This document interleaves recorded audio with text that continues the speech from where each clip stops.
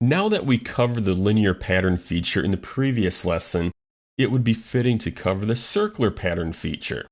And we're going to do that with the part you see in the screen. And this part can be found in your Working Files folder under the part name Circular Pattern. What we want to do with this part is pattern this feature here about a center axis multiple times. So let's begin.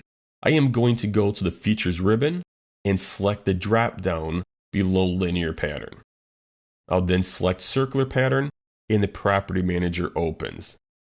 Now, just like the Linear Pattern feature, I always like to select the features to pattern first.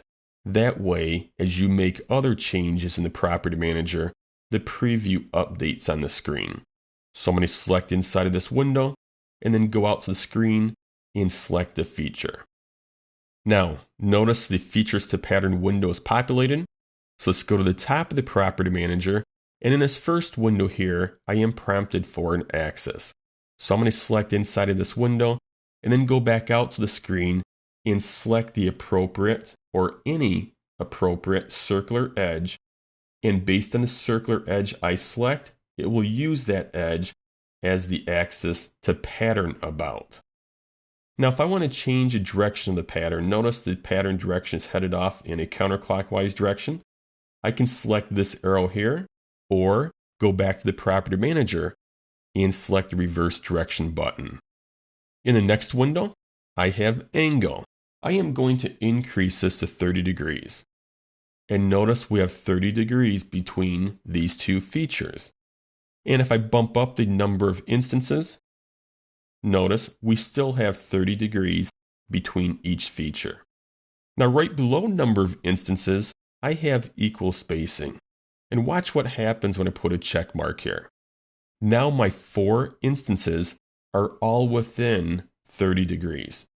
I am going to change the 30 degrees to 360 degrees. And notice they're equally spaced about 360 degrees. I will increase the number of instances to 8. And again, they're equally spaced. And you are not locked into 360. This can be any angle, for example, 180.